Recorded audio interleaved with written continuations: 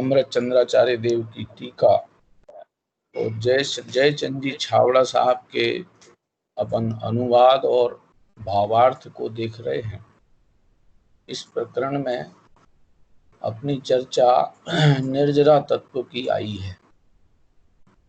थोड़ा सा अपन पूर्व का अभ्यास कर लें। निर्जरा किन को होती है? निर्जरा किन के जीवन में होती है, अपन विचार करें। और निर्जरा क्या चीज है? दो प्रश्न हैं। निर्जरा किन के जीवन में होती है और निर्जरा क्या चीज है? ये दो प्रश्न हैं। जवाब देने के लिए भी दो लोग कोशिश करें, अपने अपनी तरफ से अपनी प्रस्तुति दें, जिससे कि अपन आगे अपना जो कल अपना विषय रह गया था माने बाकी था, उसकी चर्चा आगे की अपन अभी प्रारंभ कर सकें। हाँ जी, कोई विचार करेंगे, बताएंगे? निर्जरा किन के जीवन में होती है? पहला प्रश्न। निर्जरा सम्यक दृष्टि जीवों के जीवन में होती है निर्जरा। चलो, कोई और भी जवाब देंगे? जी हाँ, संवेदन किया है, जिसने अपनी आत्मा का संवेदन किया है तो वो ही उनको निर्जरा। अभी पूरा जवाब नहीं आया, और कोशिश कीजिए। दूसरे कोई? जब तक अपने स्वरूप में स्वीकारता नहीं होगी तब तक निर्जरा नहीं होगी। अच्छा, चलो, अभी जवाब पूरा नहीं आया। हाँ जी, मैं बताना चाह रहा हूँ। हाँ। ज्ञानी जीवों के भोगों के काल में भी उनके राग की गृद्धता की मंदता रहती है, जिससे उनकी मतलब निर्जरा चालू रहती है भोगों के समय भी, संयोगों के समय भी। असल में अभी प्रश्न का जवाब पूरा आया नहीं। दोबारा प्रश्न। निर्जरा किनके जीवन में होती है? हाँ जी, और बस पहले जो संयोगों में संयोगी उनके जीवन निर्जरा होती है। असल में ये सारे जवाब सबके जीवन में होती है जी। हाँ, अब क्या कौन बोले? ये लास्ट कौन बोले? आशीष जैन। क्या बोले आप? क्या बोले? निर्जरा सबके जीवन में होती है। असल में समस्या क्या है कि हम जब निर्जरा का नाम सुनते हैं ना, तो हमें ऐसा लगता है कि कोई किसी ज्ञानी कोई और के जीवन में निर्जरा होती है। हाँ, ये तो वही सही आ गया ना, कल गड़बड़ कहाँ होती है। आज सुबह डॉक्टर साहब के प्रवचन में एक लास्ट में पॉइंट आया था कि हम प्रवचन में माँ की महिमा गाएंगे, अपनी माँ की महिमा गाएंगे, उनके माँ का वात्सल्य देखेंगे, उनका स्नेह देखेंगे, पिताजी की कठोरता और माँ उस कठोरता से कैसे बचाती है, ये सब हम अपनी माँ के बारे में विस्तार करेंगे। और सुनने वालों को पंडित जी की माँ नहीं दिखती है। सबको किसकी माँ दिखती है? अपनी माँ। सबको अपनी माँ दिखती है। अब ये ज्ञानी कौन है? हमारी अपनी माँ है। ये ज्ञानियों की माँ नहीं, हमारी अपनी माँ है। सब ज्ञानियों की भी है ना, ज्ञानी भी हमारी माँ को माँ कहें तो हमें क्या तकलीफ है? हमारी माँ है। अब ऐसे ही निर्जरा का प्रसंग जब अपन सुनते हैं, साहब ज्ञानी धर्मात्माओं के चौथे गुणस्थान वर्तियों के इतनी, पांचवें गुणस्थान वर्तियों के इतनी। भाई, जीव मात्र के निर्जरा हो रही है। कब तक? जब तक सिद्ध नहीं बने तब तक। अब सफल और निष्फल निर्जरा, ये भेद अलग हैं कि निष्फल निर्जरा है मिथ्या दृष्टि पने के जीवन में, क्योंकि निकल तो रहे हैं, कर्म निकल तो रहे हैं, मगर उनका बंधन भी चालू है। तो बंधन अनंत गुना और निकलते एक समय प्रबद्ध हैं, इसलिए निष्फल है। होती तो है, ये होती है का ऑप्शन हमारे सामने खुला हो ना, तो फिर हम भी उस सम्यक सफल निर्जरा के लिए अपने को पात्र बना सकेंगे। हाँ जी, जचने लायक लगी ना बात? जी हाँ, बिल्कुल सही बात। बहुत जरूरी है, क्योंकि उसमें एक पक्ष अपना होना चाहिए। जिनवाणी में संवर, निर्जरा इत्यादि तत्वों की चर्चा होती है, उस चर्चा में मैं भी कहीं हूं कि नहीं हूं, कि अकेले संवर निर्जरा या ज्ञानी और धर्मात्मा और परमात्मा जी भी हैं, हमारी भी कहीं गिनती है कि नहीं है उनमें। ये भी निर्णय करना बहुत जरूरी है, क्योंकि इस निर्णय के बाद ही हम तैयार हो पाएंगे कि हमारी भी ऐसी दृष्टि और ऐसा ज्ञान बने कि जिससे हमारे भी वह सफल निर्जरा जीवन में चालू हो जाए। आ गया ना ख्याल में? निर्जरा संसारी जीव मात्र को प्रतिपल होती है, ये समझने पर हम अपने को भी निर्जरा का पात्र गिन सकते हैं। अब दूसरा प्रश्न था, निर्जरा क्या चीज है? हाँ जी, दूसरा प्रश्न था, निर्जरा क्या है? इसका स्वरूप बताएंगे, निर्जरा क्या चीज है?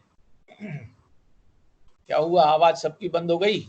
हाँ जी, सोचिए सोचिए, विचार कीजिए। अपन चर्चा कर रहे हैं 4-5 दिन से लगातार निर्जरा की। अब क्या है ये निर्जरा? पूर्व संचित कर्मों का फिरते जाना, ये निर्जरा है जी। पूर्व संचित मन, देसी भाषा में बोलो, अपन डेली रूटीन की डेली रूटीन की भाषा में बोलिए।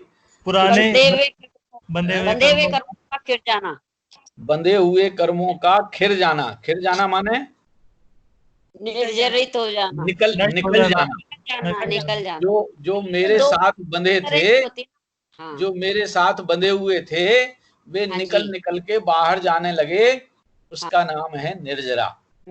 आ गया ना? निर्जरा माने जिसमें से जितने बंधे हुए कर्म अपने साथ थे, उन सब का निकल के बाहर जाना। तो अब देखिए, अब क्या होता है, निर्जरा में बंधे हुए कर्म निकलते हैं, तो उन कर्मों के निकल जाने से अपने को लाभ क्या है? देखो, अपन रोज जिंदगी में शरीर में देखते हैं, शरीर में अपन सुबह सुबह जब उठते हैं तो सारा मल निकाल बाहर करते हैं, मल की गंदगी निकालते हैं बाहर। नाक में से मल जितना बना हो उसको भी बाहर निकालते हैं, आंख का मल, कान का मल, गले का मल और मलमूत्र वाला मल सब बाहर निकालते हैं। तो इस मल के निकल जाने पर अपना नुकसान क्या होता है?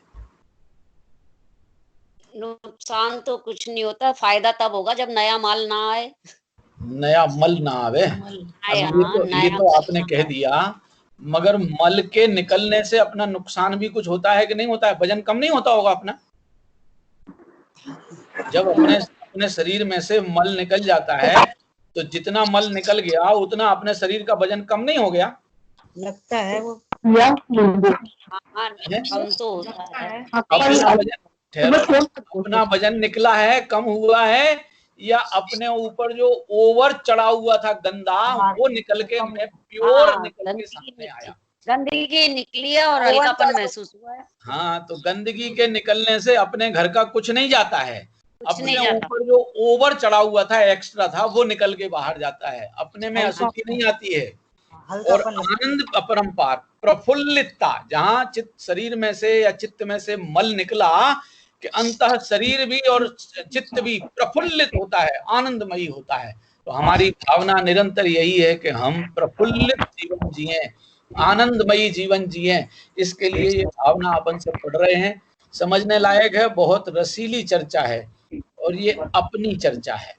अपन भी इस निर्जरा के पात्र हो सकते हैं, हम भी इस निर्जरा के नाटक को देखकर अपने ज्ञान स्वभाव को महत्वपूर्ण जान समझ सकते हैं। ये वेद ज्ञान की कला है। सुनेंगे निर्जरा की चर्चा, सुनी थी संवर की चर्चा, और महत्वपूर्ण दिखाई देगा हमें ज्ञान स्वभाव। हाँ जी, ये और सावधानी की खेल है जी। चर्चा सुनेंगे संवर निर्जरा की, और संवर निर्जरा का महात्म्य सुनकर, उनकी महिमा सुनकर हमें महिमावंत कौन दिखेगा, संवर निर्जरा या भगवान आत्मा? भगवान आत्मा। ये है समय सार जी के रस का कस पकड़ना। चर्चा करेंगे संवर की, निर्जरा की, और महत्वपूर्ण दिखाई देगा भगवान आत्मा। देखो, अपने पास बहुत अधिक धन पैसा हो जाए तो महत्वपूर्ण कौन दिखाई देता है, धन पैसा या अपन? अरे मैं धनी हो गया, मेरे पास सब कुछ है, ऐसा गौरव धन पैसे को नहीं होता है। गौरव उसको होता है जिसने धन पैसे को अपनाया है। लौकिक गौरव वो तो धोखेबाजी का गौरव है। ये बिल्कुल यथार्थ गौरव है कि हमने जब संवर की महिमा सुनी, क्या संवर की महिमा सुनी थी कि इसके होने पर आने वाले नए कर्म जो मेरे साथ बंध सकते थे, अब वे मेरे दरवाजे के अंदर नहीं आ सकते हैं। सारी मलिनता बाहर की बाहर रह गई। संवर सुना तो ये कैसे हो गया कि मैंने अपने ज्ञान में अपने को महत्वपूर्ण गिना, अन्य का महत्व चित्त में से उतारा कि ये सब काम हो गया, तो मुझे अपना ज्ञान स्वभाव महत्वपूर्ण दिखा। फिर अगली प्रक्रिया चालू हुई निर्जरा की। उसने कहा कि भैया संवर ने तो आने वाले कर्मों को बाहर रोक दिया, निर्जरा ने तो और बड़ा काम किया है। क्या बड़ा काम किया है कि जो अंदर बैठे हुए शत्रु थे, उन अंदर बैठे शत्रुओं को भी निकाल बाहर कर दिया। कैसे? कि ज्ञान को महत्वपूर्ण देखकर। बड़ी अजब गजब की प्रक्रिया इस ग्रंथ के द्वारा सीखने समझने की है। आनंद का प्रसंग है। आकुलताएं साफ होती दिखाई देती हैं। जितनी देर, अब सोचने लायक है, अपन अंजन कुमार के बारे में जो कथा सुनते हैं कि उसने आड़म ताड़म कछु न जानम सेठ बचन परमाणम कह करके छींके काट दिए थे। ये तो घटना अपन ने सबने सुनी है।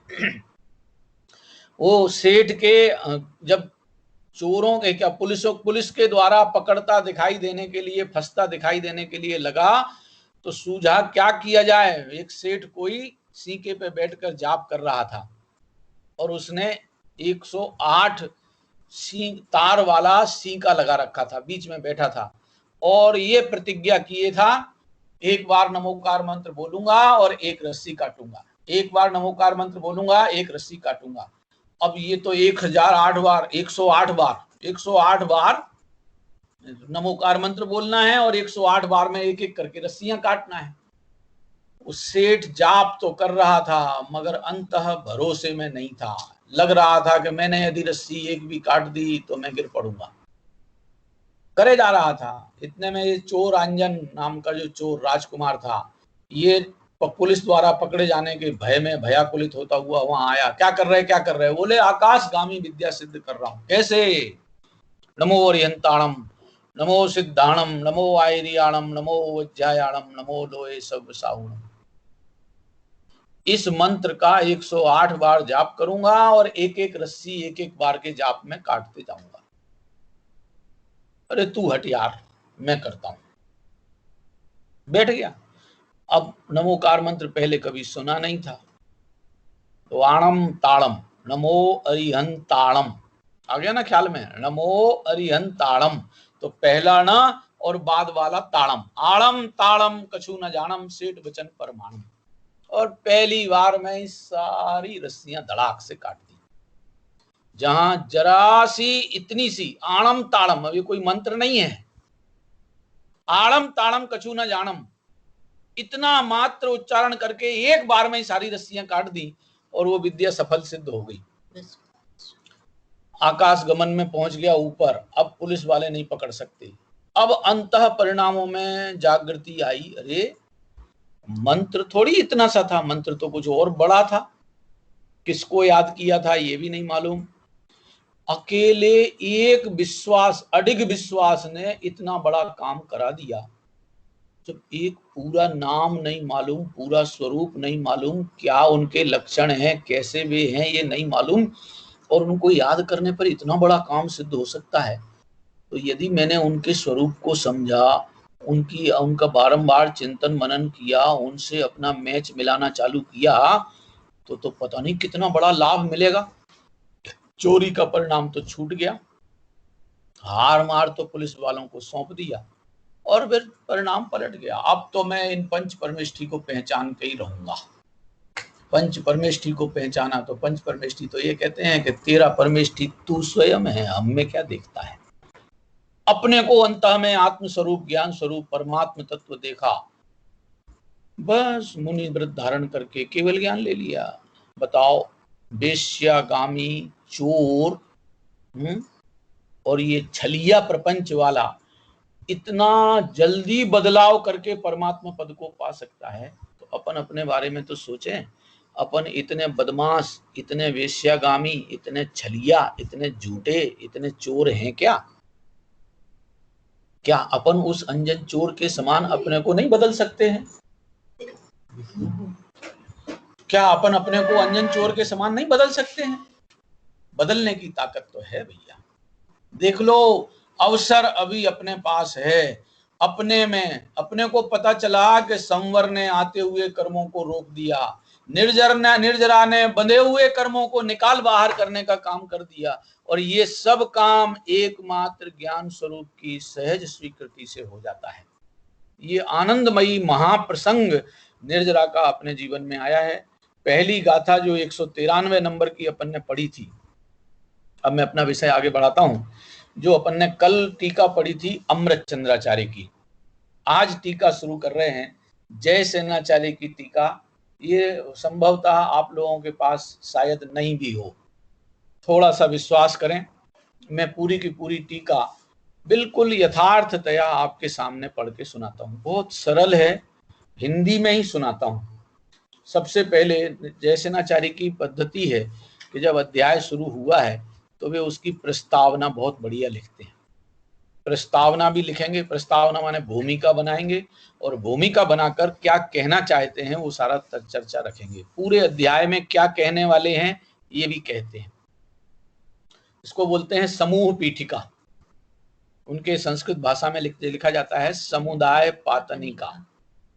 वहां इस प्रकार होने पर संवर श्रृंगार रहित पात्र के समान शुद्ध जीव स्वरूप रंग भूमि से निकल गया।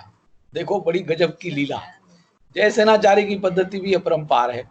वे कह रहे, हमारे सामने कर्ता कर्म का वेश धारण करके जीव आया था। अजीव और जीव का एक पात्री होकर के जीव अपनी ड्रेस पहन के आया था। पुण्य पाप की ड्रेस पहन करके जीव आया था। फिर आश्रव भाई साहब अपनी अलग अलग नई नई डिजाइनें पहन पान करके हमारे सामने आए थे। ये अलग अलग वेशभूषाओं में सज धज कर आए थे। संवर महोदय आए तो वे बिना सजावट के बिल्कुल एक्चुअल रूप में सामने आ गए। संवर श्रृंगार रहित पात्र के समान, बिल्कुल विदाउट एक्स्ट्रा एडिशन, बिना एक्स्ट्रा किसी लीपा पोती के सामने आ गए। जैसे हैं वैसे सामने आ गए, और आके शुद्ध जीव स्वरूप रंग भूमि में आए और आकर के निकल गए। अब वीतराग निर्विकल्प समाधि रूप शुद्धोपयोग लक्षण वाली, वीतराग निर्विकल्प समाधि रूप शुद्धोपयोग लक्षण वाली संवर पूर्वक निर्जरा प्रवेश करती है। संस्कृत में भी बिल्कुल एज इट इज है, बहुत सरलता से। उपभोग मिद्येहिम इत्यादि गाथा से प्रारंभ करके दंडकों को छोड़कर पाठ क्रम से 50 गाथा पर्यंत 6 स्थलों के द्वारा निर्जरा का व्याख्यान करते हैं। 6 सब चैप्टर बनाकर, सब चैप्टर माने अंतरंग छोटे छोटे हेडिंग बनाकर 50 गाथाओं में एक अधिकार पूरा करेंगे। वहां द्रव्य निर्जरा, भाव निर्जरा एवं ज्ञान शक्ति व वैराग्य शक्ति का क्रम से व्याख्यान करते हैं। द्रव्य निर्जरा, भाव निर्जरा, ज्ञान शक्ति और वैराग्य शक्ति का क्रम से व्याख्यान करते हैं। इस तरह पीठिका के रूप में प्रथम स्थल में 4 गाथाएं हैं। उसके बाद ज्ञान वैराग्य शक्ति का सामान्य व्याख्यान करने के लिए सेवंतो वीण सेवदी इत्यादि द्वितीय स्थल में 5 गाथाएं हैं। उसके बाद उन्हीं ज्ञान वैराग्य शक्तियों के विशेष विवरण के लिए परमाणु मित्यम्पि इत्यादि तीसरे स्थल में 10 गाथा सूत्र हैं। फिर मति, श्रुत, अवधि, मनपर्यय, केवल ज्ञान, इन ज्ञानों का अभेद रूप से परमार्थ संज्ञक मुक्ति का कारणभूत जो परम पद है उस पद को जिसे अपने स्वसंवेदन ज्ञान गुण के द्वारा प्राप्त किया जाता है, उसका सामान्य व्याख्यान करने के लिए नान गुणेन विहीना इत्यादि चौथे स्थल में 8 गाथा सूत्र हैं, 8 गाथाएं। उसके बाद उस ही ज्ञान गुण का विशेष विवरण देने के लिए रानी रागपजहो इत्यादि 5वें स्थल में 14 गाथाएं हैं। उसके बाद शुद्ध नय का आश्रय लेकर चिदानंद एक स्वभाव शुद्ध आत्म भावना का आश्रय करने वाले के निश्चय निसंकित आदि 8 गुणों का कथन करने के लिए सम्मा इट्ठी जीवो इत्यादि 6वें स्थल में 9 गाथा सूत्र कहते हैं। इस प्रकार 6 अंतराधिकारों द्वारा निर्जराधिकार में समूह रूप पातनी का भूमिका है। ये सामान्य कथन हो गया। अब बहुत बढ़िया मजेदार है, तो जब अपन बार बार पढ़े ना, एक बार पढ़े सुने हुए को बार बार स्वयं पढ़ेंगे तो उसका अपरंपार रस अलग आएगा। अब टीका शुरू होती है इस गाथा की, उसका विशेष अब द्रव्य निर्जरा का कथन करते हैं। गाथा उपभोज्य मिंदियेहिम दव्वाण मचेदनान मिदराणम जम कुनदि सम्मदिठी। मतलब सम्यक दृष्टि जीव चेतन अचेतन संबंधी जिस वस्तु का उपभोग करता है, साहब किसके द्वारा उपभोग करता है? बोले पंचेंद्रिय विषयों के द्वारा उपभोग करता है। उस वस्तु का भोग मिथ्या दृष्टि जीव के राग द्वेष मोह के सद्भाव से बंध का कारण होने पर भी वही राग द्वेष मोह के सद्भाव के कारण वो पंचेंद्रिय विषयों के द्वारा चेतन अचेतन वस्तुओं का जो भोग उपभोग है, बंध का कारण होने पर भी सम्यक दृष्टि जीव के राग द्वेष मोह के अभाव से समस्त ही भोग निर्जरा के निमित्त होते हैं। ये गाथा का अर्थ किया। अब इस पे जो विशेष टीका लिखते हैं वो समझने लायक बड़ी मजेदार है। ये चर्चा तो अपन कल कर चुके थे। चेतन अचेतन वस्तुओं का भोग यह जीव पंचेंद्रिय विषय और पंचेंद्रियों के द्वारा करता हुआ अपने को समझता है। ये मिथ्या दृष्टि पने की आदत है। ज्ञानी के जीवन में भी वे पंचेंद्रियों के भोग इंद्रिय विषय और इंद्रियों द्वारा भोगे जाते हुए दिखाई देते हैं। दोनों में बहुत अंतर है कि अज्ञानी उनको भोगता समझते हुए बंधता है और ज्ञानी भोग के काल में अपने को ज्ञाता समझते रहता है। भोग की स्थिति भी होती रहती है और अपने को ज्ञाता समझता रहता है। ऐसे ज्ञाता समझने मात्र से उसका जितना भी पंचेंद्रियों का और चेतन अचेतन का भोग है वो सब का सब भोग निकल निकल के निर्जरा रूप में परिवर्तित होता जाता है। यहाँ शिष्य पूछता है, अब देखो ऐसा प्रश्न उठता है कि साहब आपने कह दिया कि ज्ञानियों के भोग भी निर्जरा के हेतु हैं, तो एक प्रश्न उठता है। इसके लिए मुझे एक बार पीरागढ़ी पे एक टेम्पो मिला। पीरागढ़ी का एरिया आपने नाम सुना होगा। हम जब घेवरा मोड़ आते हैं दिल्ली से तो पीरागढ़ी का चौराहा आता है, वहां एक टेम्पो मिला। उस टेम्पो के पीछे वाले एरिया पे जो बोर्ड लगा रहता है, पीछे पीछे जो लगा रहता है ढक्कन कवर, उस पे लिखा था, वो भक्त कोई जिनकिन्हीं भगवान का होगा, उसमें लिखा था उस पे, बे करें तो लीला, बे करें तो लीला और हम करें तो चरित्र ढीला। सुन करके मेरे तो कान हिल गए। मैंने कहा यार ये क्या लिख रहा है। तब ख्याल आया कि वो एक नारायण महोदय हुए हैं, बलदाऊ के भाई श्री कृष्ण। वे श्री कृष्ण बाल्य अवस्था में बहुत चपल परिणति के थे और चपल परिणति में कभी किसी के मक्खन के घड़ों को फोड़ देवें और गिरा गिरू के मक्खन चाट के खा जावें। और भी खेल बहुत आते हैं। हरिवंश पुराण में भी उनकी बहुत बड़ी बड़ी कथाएं आती हैं कि वो जब और बड़े हुए तो नहाने धोने जाते थे, तो और भी सहेली महिलाएं बालिकाएं वगैरह भी उनके साथ नहाने जावें तो उनके कपड़े छुपा के भग जावें। तो वे इनके इस तरीके के कार्य लोगों को ये लगे कि बड़े बदमाशी के काम हैं और ये भगवान की लीला, भगवान की लीला, भगवान की लीला के नाम पे चलते हैं। साहब बे करें तो लीला, और यदि बेई काम हम करने लग जाएं तो हमारे सिर पे सारे के सारे जूते मारने के लिए तैयार हो जाएंगे, हमें चोर ठहराएंगे, हमें चरित्र से दुष्चरित्र ठहराने लग जाएंगे। ये फर्क क्यों पड़ा? मुझे कोई कृष्ण जी के कार्य को जायज नहीं ठहराना है, कार्य तो वो गलत ही है। ख्याल में आया ना?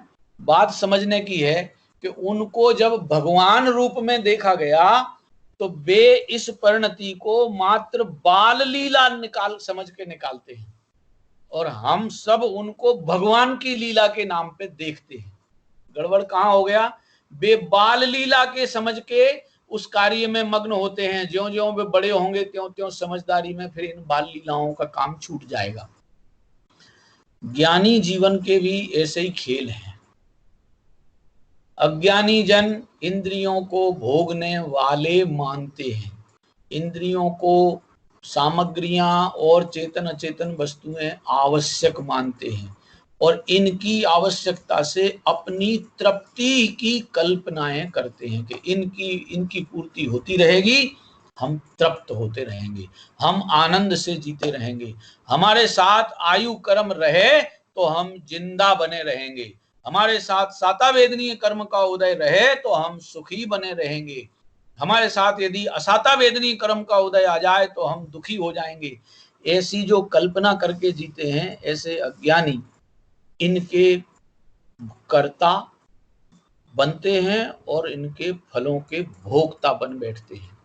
ज्ञानी जीवन के यही फर्क है कि वो कर्म सत्ता को अपने से न्यारा जानते हैं और उनको जानने के लिए कुछ भी ज्यादा दिमाग नहीं खपाते हैं।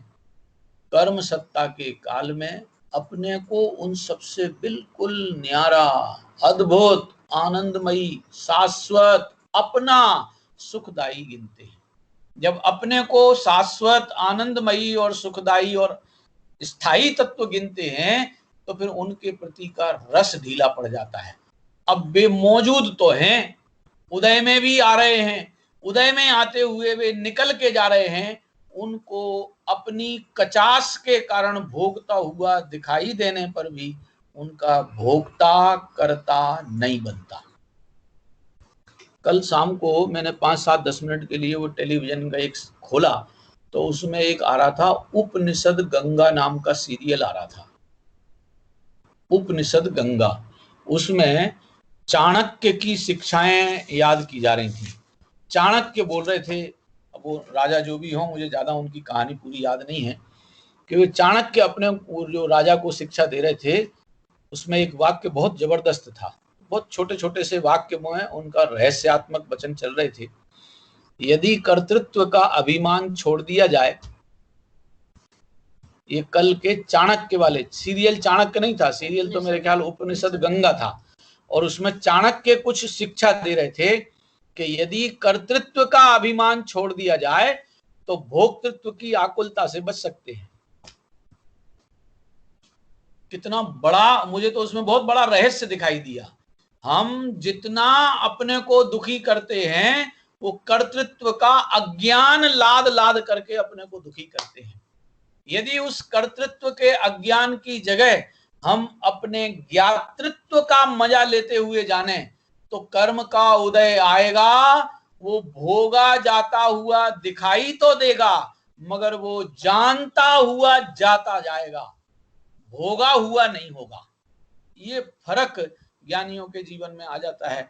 ये कलाबाजी सीखने का मामला है। देखो, प्रश्न पूछते हैं, शिष्य प्रश्न पूछता है कि राग द्वेष मोह के अभाव होने पर भोग निर्जरा के कारण है, परंतु सम्यक दृष्टि के तो रागादिक होते हैं।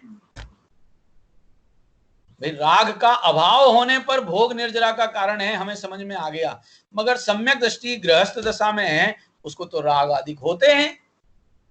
अतः भोग निर्जरा के भोग कैसे निर्जरा का कारण होता है, इस पूर्व पक्ष का निराकरण करते हैं। यहां इस ग्रंथ में इस स्थल पर द्रव्य निर्जरा के प्रकरण में मुख्य पने से वीतराग सम्यक दृष्टि का ग्रहण किया है। वीतराग सम्यक दृष्टि माने जिनके पूरा राग नष्ट हो गया, उनके जीवन में वो भोग की क्रिया, अब आप कहोगे साहब उनके जीवन में तो भोग की क्रिया होती दिखाई नहीं देती है। जिनके पूर्ण वीतरागता हो गई वे तो भोग से रहित दिखाई देते हैं, कि तुम्हारी नजर है ये उनको भोग से रहित देखने की। यदि उनके सामने प्रतिकूल प्रसंग आता है तो वे प्रतिकूल प्रसंग को भोगते हैं कि नहीं भोगते हैं? उनके ऊपर जब वे वीतराग स्व संवेदन में मग्न हैं, तब उस समय संयोग में पाप का उदय आया और उपसर्ग की घटना हुई, तो वो उपसर्ग की घटना से सिर पे पत्थर, शरीर पे और ओले सोले जो भी गिर रहे हैं, वे सब आ रहे कि नहीं आ रहे? वे शरीर पे टच हो रहे कि नहीं हो रहे? शरीर पे उनका चोटिलपना हो रहा है कि नहीं हो रहा है? कि हो रहा है। उस समय भी वे वीतराग सम्यक दृष्टि उनके प्रति उनको जानने लायक भी नहीं समझते और केवल ज्ञान के लिए अपने को तैयार कर लेते हैं। ये वीतराग सम्यक दृष्टियों के जीवन में भी भोग होता है, वीतराग सम्यक दृष्टियों के जीवन में भी। अब ये गले पचाना भारी पड़ता है साहब, हमें तो रागी जीव ही कर्म के भोग करते दिखाई देते हैं। अरे पारसनाथ मुनिराज तो वीतरागी थे कि नहीं थे? गज कुमार मुनिराज तो वीतरागी थे कि नहीं थे? सुकौशल मुनिराज, सुकमाल मुनिराज और क्या नाम पांडव मुनिराज और सैकड़ों मुनिराज जिनके उपसर्ग की घटनाएं अपने शास्त्रों में अपने को मिलती हैं, वे वीतराग दशा में थे कि नहीं थे? उस वीतराग दशा में वो पाप का उदय उनके ऊपर आ रहा था कि नहीं आ रहा था? फिर कैसे आप कह सकते हो कि वे भोग नहीं रहे थे? इसलिए नहीं भोग रहे थे क्योंकि भोगने वाला जो उपयोग है वो तो आत्म स्वभाव को भोग रहा है, तो वे कर्म के उदय निर्जरित होते जा रहे थे। वीतराग सम्यक दृष्टियों को मुख्यपने ग्रहण किया है, किंतु चतुर्थ गुणस्थान वर्ती सराग सम्यक दृष्टि का गौणपने से ग्रहण किया है। गौणपने से माने वे मुख्य रूप से पूर्णतः निर्भोगी और निर्जरा कर रहे हैं। गौणपने से चौथे गुण स्थान से ही ये निर्जरा का काम चालू हो जाता है। वहां इसका निराकरण पहले ही कहा है। कैसे कहा है? अब हिसाब किताब लगाना बहुत सावधानी से समझने लायक है। मिथ्या दृष्टि की अपेक्षा माने जिसको मिथ्यात्व भी मौजूद है और अनंतानुबंधी कसाय भी जिंदा है, उसकी अपेक्षा से अवृत्ति सम्यक दृष्टि को माने चौथे गुण स्थानवर्ती को अनंतानुबंधी क्रोध, मान, माया, लोभ तथा मिथ्यात्व उदय जनित मोह राग द्वेष नहीं है। चौथे गुण स्थान में मिथ्यात्व और अनंतानुबंधी संबंधी क्रोध, मान, माया, लोभ की कसाय परिणति नहीं है। और देश संयत सम्यक दृष्टि श्रावक माने पंचम गुण स्थानवर्ती श्रावक को अप्रत्याख्यानावरण क्रोध, मान, माया, लोभ उदय जनित रागादिक नहीं होते, इनका उदय चलता है। अप्रत्याख्यानावरण संबंधी क्रोध, मान, माया, लोभ का उदय है, मगर उसका राग नहीं है, उसमें एकत्व नहीं है, उसमें ममत्व नहीं है, उसमें कर्तृत्व नहीं है, उसमें भोक्तृत्व नहीं है। अतः सम्यक दृष्टि के संवर पूर्वक निर्जरा होती है। सम्यक दृष्टि के संवर पूर्वक निर्जरा होती है, जबकि अभी और समझने लायक मिथ्या दृष्टि के निर्जरा तो हो रही है। मिथ्या दृष्टि के तो गज स्नान समान बंध पूर्वक निर्जरा होती है। अब ये गज स्नान का नाम सुना होगा आपने। गज माने हाथी, हाथी का नहाना। अब ये शहर वालों को तो ये प्रसंग भी कहाँ देखने को मिलते विचारों को। जो गांव में रहे हैं और नदियों किनारे जिनके गांव हैं, तालाब के आसपास जिनके गांव हैं, उनको ये प्रसंग देखने को मिलते हैं। वो हाथी अपनी गर्मी उतारने के लिए जल में जाता है और पूरे जल में माने लीन होकर उसमें डूबकर सूंड में जल भरकर और फिर पूरे शरीर के ऊपर जल छिड़कता है 4, 6, 10 बार जब गर्मी उतर लेती है तो वो बाहर आता है। तालाब में से बाहर आया, नदी में से बाहर आया, बाहर रेत का ढेर दिखाई देता है। अब वो रेत का ढेर, अभी ऐसा लग रहा था कि मैं गीला हो गया, अब वो रेत के ढेर में से सूंड में रेत भर लेता है और रेत भर के सूंघता हुआ खींचता है ना, नाक से सूंघता है, खींचता है, तो खींचने में वो रेत भी सूंड में भर जाती है और सूंड में भरी रेत को फिर ऊपर सूंड करके अपने ऊपर पूरी की पूरी उछाल लेता है। इसका नाम है गज स्नान। अब जैसे तैसे तो पानी में जाके वो धूल रेत गंदगी उतरी थी, दोबारा उसको फिर चढ़ा लिया। इसका नाम है गज स्नान। मिथ्या दृष्टि पने में कर्म की निर्जरा तो उदय काल में होती ही होती है, होती ही होती है, निकलते ही निकल के बाहर जाते हैं। मगर जैसे गज स्नान में गज रेत भरकर सूंड में फिर अपने ऊपर उछाल के रखता है, ऐसे ही हम भी उसी समय में, एक समय के ही परिणाम में इनमें इष्ट पने की कल्पना, अनिष्ट पने की कल्पना, और पुण्य के परिणाम मेरे आ जाएं, और साता वेदनी कर्म का बंद हो जाए, और लंबी आयु मेरी बढ़ जाए, मेरी असाता नष्ट हो जाए, इज्जत मिलने लग जाए, शारीरिक सौंदर्य बढ़ने लग जाए, नाम कर्म का उदय सुंदर होने लग जाए, गोत्र कर्म का उदर सुंदर होने लग जाए, उदय सुंदर होने लग जाए, वेदनीय कर्म में साता ही साता आ जाए, आयु कर्म में जो मिली है वो लंबी हो जाए। ऐसी अंतः परिणतियों में हमने क्या किया कि गज स्नान के समान अपने ऊपर पुनः अनंत कर्मों का और लेप कर लिया। सम्यक दृष्टि ने क्या किया कि निर्जरा तो उदय पाकर हो गई, निकल के गई, मगर नए कर्मों को बुलाने के लिए ये इष्ट अनिष्ट की कल्पना, अहम बुद्धि और मम बुद्धि पने की जो मूर्खता है वो ज्ञानी ने छोड़ दी। वो छूट जाने से ज्ञानी को बंधन नहीं होता है। ये प्रकरण एक गाथा का 193 नंबर की गाथा का जय सेनाचार्य देव ने इस प्रकार से मिथ्या दृष्टि की अपेक्षा सम्यक दृष्टि अबंधक है। मिथ्या दृष्टि बंधक और सम्यक दृष्टि अबंधक। फिर सम्यक चारित्र बंध तो और अधिक अधिक अधिक अबंधक होते जाएंगे और केवल ज्ञान होने पर फिर बंध का काम खत्म। फिर तो पूरी निर्जरा होकर सिद्धालय में अनंत काल के लिए शुद्धता के साथ रहेंगे। ये निर्जरा का प्रसंग अपन ने इस गाथा से देखा। बढ़िया रसीले तत्व, बहुत बढ़िया रसीली चर्चाएं पंडित बनारसी दास जी ने भी इस प्रसंग में, अभी जो कलश आने वाला है उसमें उसके बात करते हुए लिखा है उन्होंने। नाटक समय सार में पेज नंबर 131 है, कवित्व है चौथा। 2 कवित्व लिखे हैं बहुत बढ़िया, चौथा और 5वां बहुत बढ़िया कवित्व हैं और 4 4 5 5 6 6 उदाहरण दिए हैं। उदाहरणों से सिद्धांत बहुत अच्छी तरह से समझ में आता है, इसलिए वो उदाहरण बनारसी दास जी के उदाहरण देखने लायक हैं। जी नाटक समय सार यदि रख सकते हो तो पेज नंबर 131 ग्रंथ को इधर सामने लाएंगे तो बहुत अच्छा लगेगा। कोशिश करें, यदि आ जाए तो बहुत अच्छा, नहीं तो आप सब भी, वो पूरा का पूरा ग्रंथ इसी ग्रुप में दिया हुआ है। पेज नंबर नाटक समय सार का 131। अरे वाह, आपने तो खोल के ही रख दिया है, बिल्कुल यही है। जैसे भूप कौतुक स्वरूप कर नीच कर्म, कौतुकी कहावे तासो कौन कहे रंक है। जैसे विभचारिणी विचारे विचार वाको, जार ही सो प्रेम भर तार सोचित बंक है। जैसे धाय बालक चुंघाए कर लाल पाल, जाने ताई और को जदा पीवा के अंक है।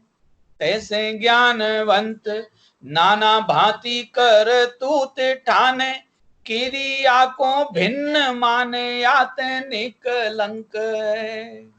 3 उदाहरण दिए। जैसे राजा, नीचे हिंदी में भी देख सकते हैं, वैसे तो हिंदी में सीधे हिंदी है। जैसे भूप माने राजा, कौतुक स्वरूप करे नीच कर्म, खेल खेल में कोई नीच कर्म करे।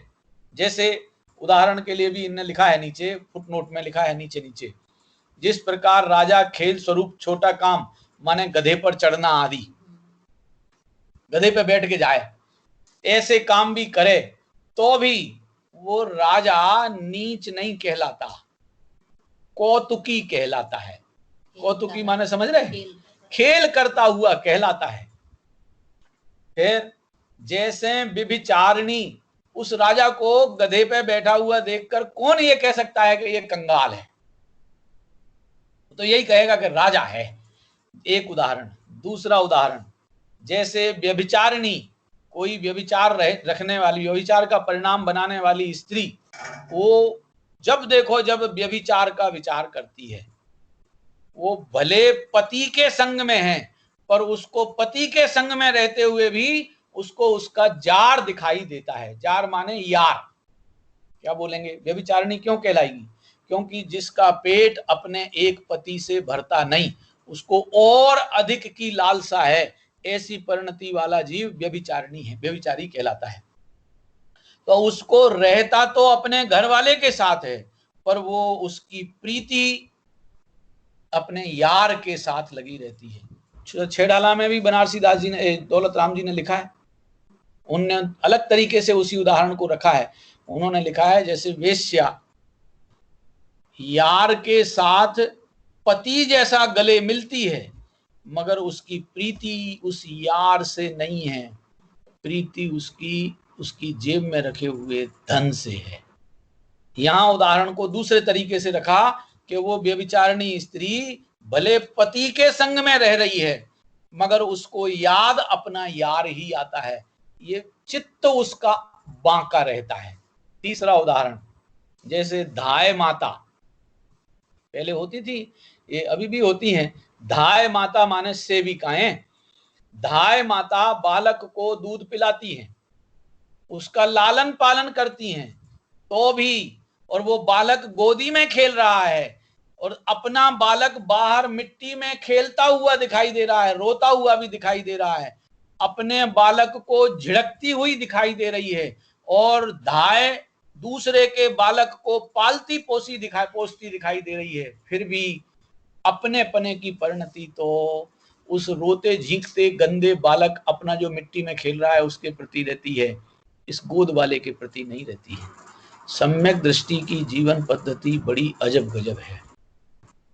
दिखता है कि भोगों के बीच में है, भोगों को भोगता दिखाई दे रहा है, बिना उनके यह रह नहीं पा रहा है, परंतु अंतरंग से परिणति इन भोगों के प्रति से बिल्कुल भिन्न चलती है।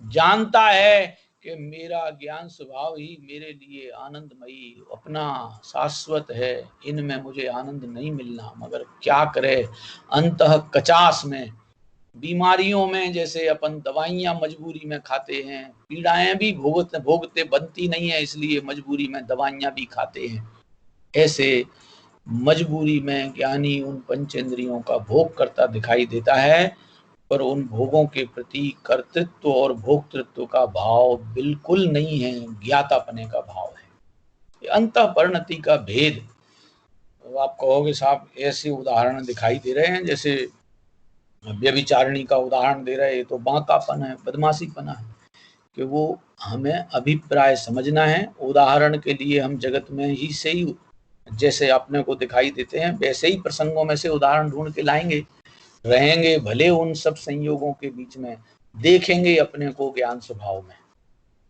देखो हिंदी पढ़ देता हूं। जिस प्रकार राजा खेल स्वरूप छोटा काम करे, नीचे नीचे लिखा है, तो भी वह खिलाड़ी कहलाता है, उसको कोई गरीब नहीं कहता। अथवा जैसे व्यभिचारिणी स्त्री पति के पास भी रहे तो भी उसका चित्त यार ही में रहता है, पति से प्रेम नहीं रहता।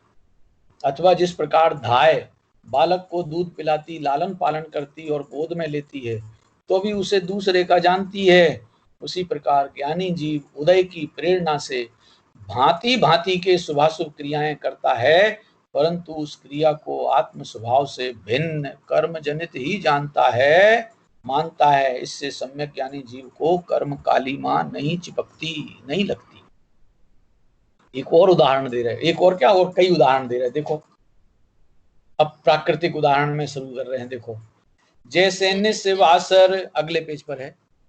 हाँ जी, अगला पेज लाइएगा, नाटक समय सार का अगला पेज, नेक्स्ट पेज पलटे, मैं पढ़ता हूं, देखिए जब तक आता है। जैसे निस्वासर कमल रहे पंख ही में, जैसे निस्वासर कमल रहे पंख ही में, पंकज कहावे पे न बाके ढिंग पंख है, पंकज कहावे पे न वाके ढिंग पंख है। जैसे मंत्रवादी विषधर सो गहावे गात, मंत्र की सकती वाके बिना विष डंक है। जैसे जीभ गहे चिकनाई रहे रूखे अंग, पानी में कनक जैसे काय सो कट अटंक है। तैसे ज्ञानवंत नाना भांति कर तू ठाने, क्रिया से भिन्न माने याते निकलंक है। हाँ जी, अगला पेज किया, अगला पेज नहीं आया अभी। जैसे निशिवासर, जैसे रात दिन, कमल रहे पंख ही में, कमल रहता है पंख माने कीचड़ में, रात दिन कमल कीचड़ में ही रहता है। पंकज कहावे, नाम भी उसका पंकज कहलाता है, फिर भी उसके आसपास पंख नहीं है, गंदगी बिल्कुल नहीं है। कमल में गंदगी बिल्कुल नहीं है, गंदगी में पैदा हुआ दिखने पर भी उसमें गंदगी बिल्कुल नहीं है। दूसरा है, जैसे मंत्रवादी विषधर सो गहावे गात, गात माने शरीर, विषधर माने सांप। जैसे मंत्र का जानकार सांप से शरीर को कटवाता है, तो भी मंत्र की सकती वाके बिना विष डंक है। मंत्र की शक्ति के बल से वो डंक सांप से कटवाने पर भी उसको विष का अंश मात्र भी अंतरंग में प्रवेश नहीं करता है। तीसरा उदाहरण, जैसे जीभ गहे चिकनाई, जैसे ये रसना है ना, रसना, इस पे आप घी पिलाओ, भरो इसको घी में, तो रसना कितनी चिकनी होती है, रूखी ही रहती है। जैसे जीभ गहे चिकनाई रहे रूखे अंग, जब देखो जब वो रूखी ही रहती है, कितना ही घी पी जाए जीभ चिकनी नहीं होती है। और पानी में कनक, पानी में कनक माने सोना, पानी में सोना डाल दो तो जैसे काई सो अटंक है, काई होने पर भी, काई आसपास, पानी में काई का चिकनापन है तो भी उस सोने में वह काई का चिकनापन बिल्कुल नहीं लगता। कितने उदाहरण हो गए, 3 पिछले कवित्त में और 4 इस कवित्त में, 7 उदाहरण प्रकृति से दे दिए।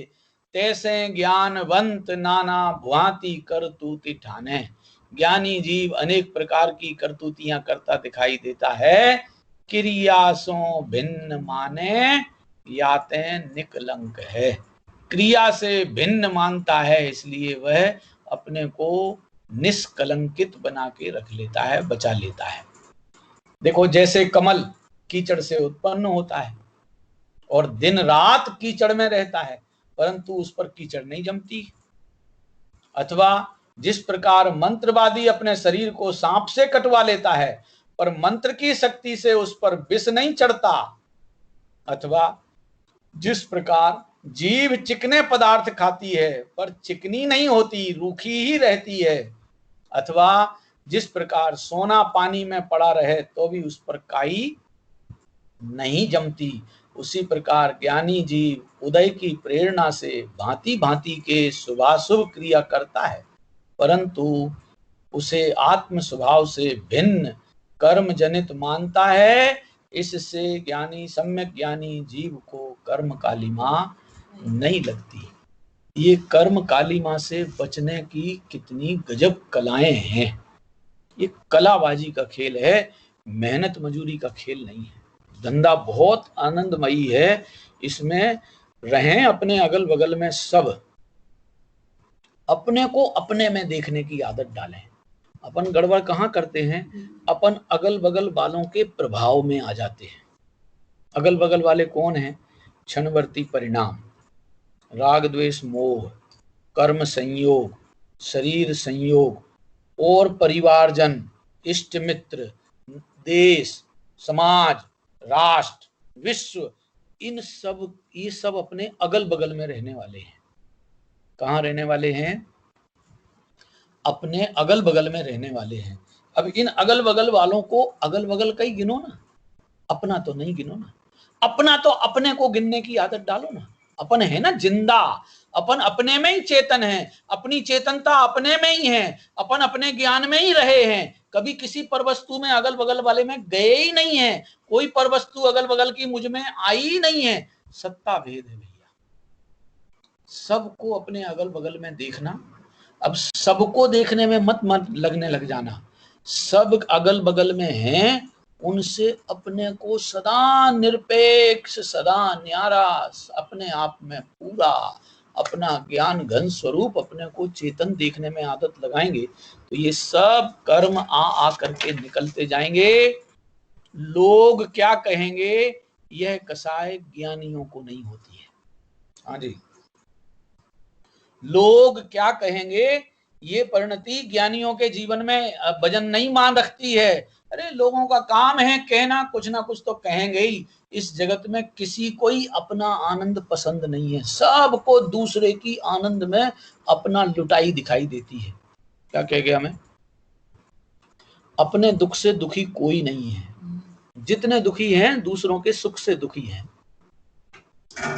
जितने दुखी हैं दूसरों के सुख से दुखी हैं, अपने दुख की किसी को परवाह नहीं है। अपन राग द्वेष की परिणति में स्वयं को आकुलित किए जा रहे हैं, बंधन में डाले जा रहे हैं, इसका कुछ होश नहीं है। उनका क्या होगा, उनका क्या होगा, उनका क्या हुआ, उनका क्या हुआ, उनका क्या हुआ, इसमें पूरा दिमाग हमारा खप लेता है।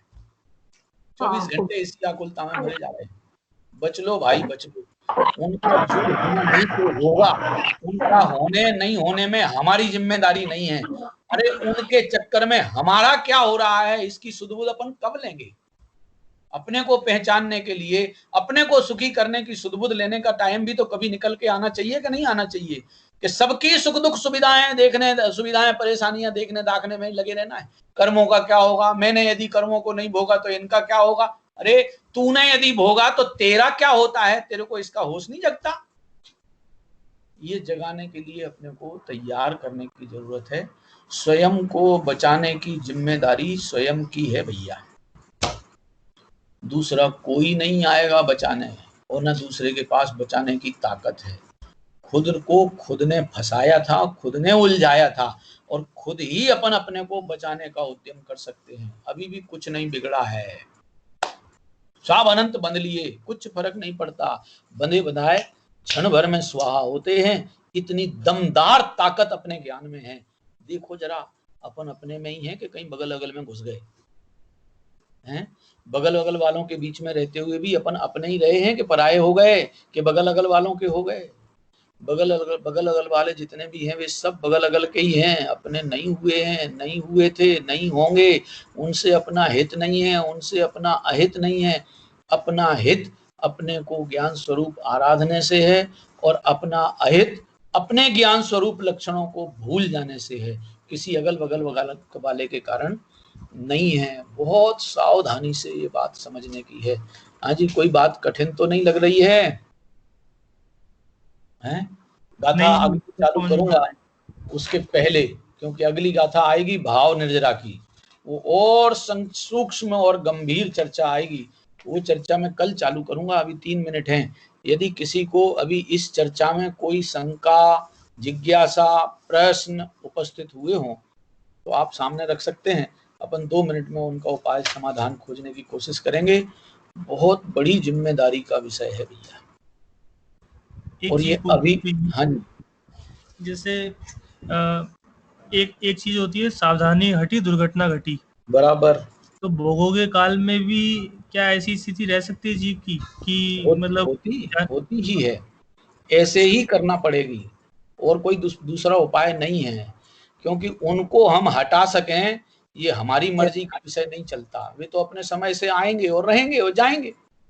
उनके काल में अपने को उनसे निर्लिप्त रखना, अपने को उनसे अप्रभावित रखना, ये ज्ञान कला का काम है। और इसी ज्ञान कला के लिए अपन ज्ञानवान है भैया। इसी का नाम ज्ञानवानीपना है। अरे हम ज्ञानी होते हुए भी उनके साथ उलझकर अपने को आकुलता में डाल ले हुए हैं, ये कोई ज्ञानी थोड़ी है, तो अज्ञानीपने का जीवन है। उसको तो बनारसी दास जी ने पहले 2-1-3 छंद पहले कहा था, जड़ जीव। जड़ जीव कहा, अरे हमारा जीवत्व जड़ जैसा होने के लिए थोड़ी है, हमारा जीवत्व का आनंद लेने के लिए है। तो अपन क्यों ना इन्हीं सब प्रसंगों में अपने को ज्ञान स्वरूप आराधने के चित्त में लगे। शायद मैंने उदाहरण बीच में दिया होगा, मिलिट्री वाले का घोड़ा पानी पिलाने के लिए आ रहा है ख्याल में, आप लोगों में से अनेकों ने नहीं भी सुना होगा, मैं कल सुनाऊंगा, बहुत समझने लायक है कि मिलिट्री मैन अपने घोड़े को लेके पानी पिलाने जाता है और पानी आता है रहट के द्वारा कुएं से बाहर। रहट में आवाज आती है, उस आवाज को सुन करके घोड़ा बिचकता है। अब घोड़ा बिचकता है तो अब क्या करे, रहट चलेगा तो पानी आएगा, रहट रोक दिया जाएगा तो आया हुआ पानी जालेगा, रहेगा नहीं। तो अब पानी पिलाना है तो क्या करे कि उसी चपड़ चपड़ चपड़ चपड़ आवाज में ही घोड़े को पानी पिलाने की आदत डलवाना पड़ेगी, तो पानी पी सकेगा। और यदि वो हेकड़ी में रहेगा, नहीं मैं तो आवाज के रहते रहते पानी नहीं पीऊंगा, तो जा बेटा प्यासा रह जाओ, और क्या है। ऐसे ही हमारा है, कर्म उदय संयोगों में, कर्म उदय संयोगों में, सत्ता संयोगों में, कर्म बंद संयोगों में अपने को ज्ञाता दृष्टा देखने का उद्यम इन्हीं के बीच में करना पड़ेगा। अपन चाहें कि हमें पहले सिद्धत्व प्राप्त हो जाए, फिर हम आत्मा का शुद्धत्व अनुभव कर लेंगे कि भैया किस दम पे सिद्ध बनोगे। सिद्ध बनने का तरीका यह है कि शुद्ध अनुभवने की आदत डालो तो सिद्धत्व का लाभ लो। क्या फर्क पड़ा? शुद्ध अनुभव की आदत डालो तो सिद्धत्व का लाभ लो, और सिद्धत्व का लाभ लेकर अनंत काल के लिए अपनी शुद्धता का मजा भोगो। ये खेल है, समझने लायक है, बार बार बहुत आनंदमयी है, अपने लिए है, अपना हितकारी है। चूके तो फिर अनंत काल में दोबारा मौका मिल पाएगा कि नहीं मिल पाएगा, इसका भरोसा नहीं है। सावधान होकर समझने की जरूरत है। अभी यही विराम लेते हैं। ऐसा हो सकता है पंडित जी साहब कि भोगों के काल में भोगों को जाना ही ना गया हो। जब ज्ञान को जानने में अपन अपना उपयोग लगा लेंगे तो भोगों का ज्ञान भी होवे या ना होवे हमें कुछ फर्क नहीं पड़ेगा।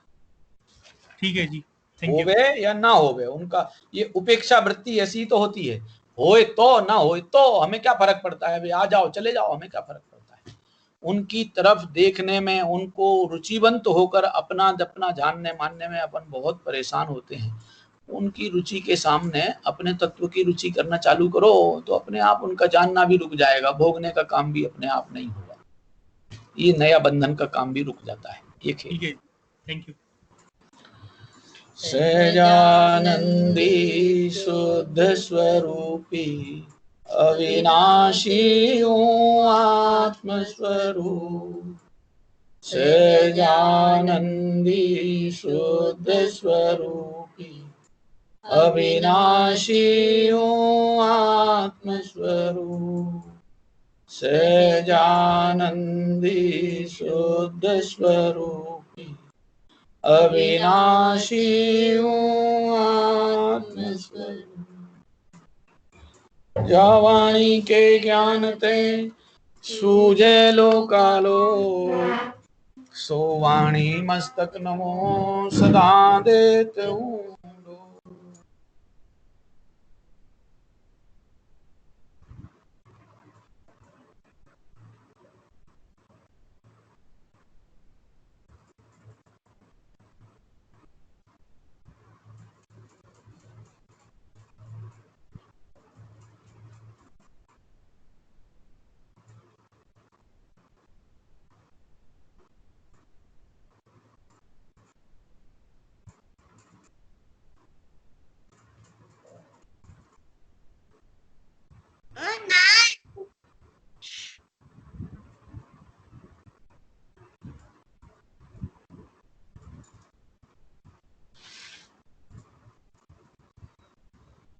बोले द्वादशांग जिनवाणी माता की जय, परम दिगंबर जैन धर्म की जय, 24 तीर्थंकर भगवान की जय। सभी को जय जिनेंद्र। जय जिनेंद्र भाई साहब।